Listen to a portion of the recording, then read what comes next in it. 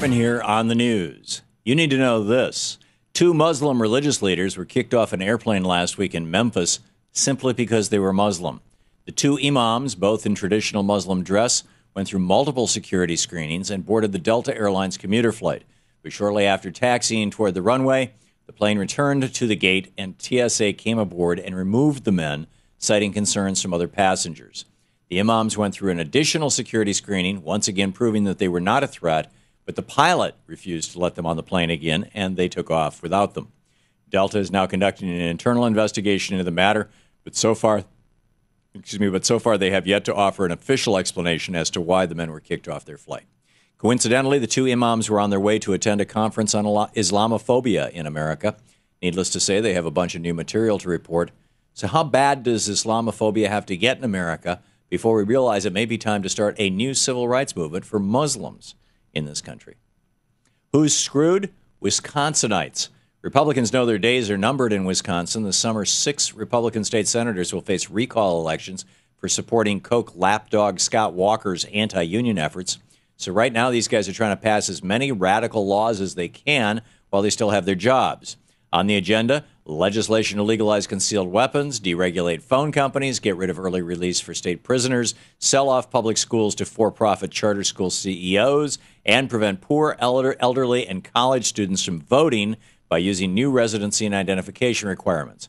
They also aren't quite finished going after unions, and Republicans hope to accomplish all these things within the next 8 weeks before the recall elections start. I guess the Wisconsin Republican Party figures that if they're going down, they might as well take the state with them. In the best of the rest of the news, in Afghanistan, the Taliban launched one of its strongest military attacks in months over the weekend as part of their spring offensive. The 2-day-long firefight took place in the city of Kandahar, once a stronghold of the Taliban, and it's another sign that U.S. military presence is having little effect in Afghanistan. This latest battle comes on the heels of a new study by the military that shows strain on forces is at a 5-year high and morale is at a 5-year low. Fewer than half of the troops surveyed said they had medium, high, or very high morale. So with our military withering away, let's not waste this opportunity that's been granted to us in the death of bin Laden, and let's get the heck out of Afghanistan. For those of you who take the train to avoid all the airport security hassle, it's time to consider just driving. Thanks to intelligence gathered at bin Laden's compound last week, it looks like al-Qaeda was planning to attack our nation's rail system. So in response, New York Senator Chuck Schumer now wants a no-ride list for Amtrak trains. He also wants to add some more security theater trappings at train stations all across America. Last month, Republicans in the House actually cut $50 million in funding from rail and port security.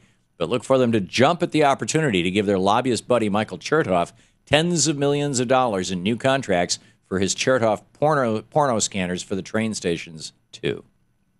Last week, President Obama decided not to release bin Laden's death photos, but now the government watchdog group Judicial Watch is not taking no for an answer.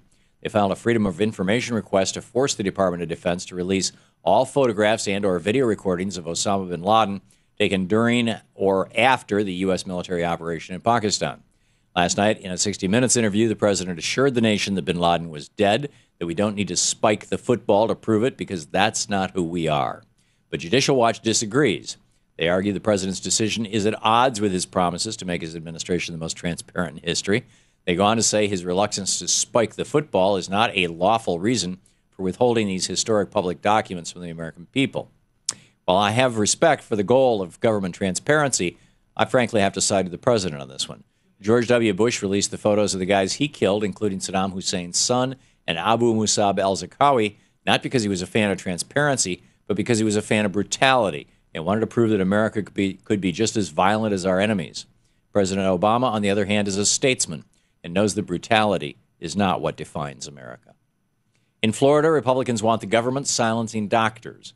A new bill is awaiting Governor Rick Scott's signature that makes it illegal for doctors, mostly pediatricians, to ask their patients if there's a gun in their home. Often doctors ask routine questions to see how safe a household is for a child, like do they have a swimming pool, do they ride a bike, is there a gun in the home? But the NRA and their lobbying dollars have convinced enough Republican lawmakers to classify such a question by a child's doctor as an invasion of privacy and a violation of the Second Amendment. Right. The guy I take my child to for a physical is invading my privacy only when he asks about my gun? So not only is President Obama out to get our guns, our friendly family doctor is in his crosshairs too. So I guess Republicans just want more government meddling in the doctor-patient relationship. Crazy alert. Golf Digest is trying to organize a golf match that will shake the very foundation of American politics. The magazine is actively campaigning for a face-off between avid golfers, Speaker of the House John Boehner and President Obama. Already more than 100 or 10,000 buttons have been made to advertise the dream duel. But considering how busy the two men are, it's unlikely it'll ever take place. Speaker of the House Boehner has enough on his plate between wrangling the Tea Party together and all those happy hours with lobbyists. And President Obama, well, he's been busy doing stuff like killing Osama bin Laden. And that's the way it is today, Monday, May 9th, 2011.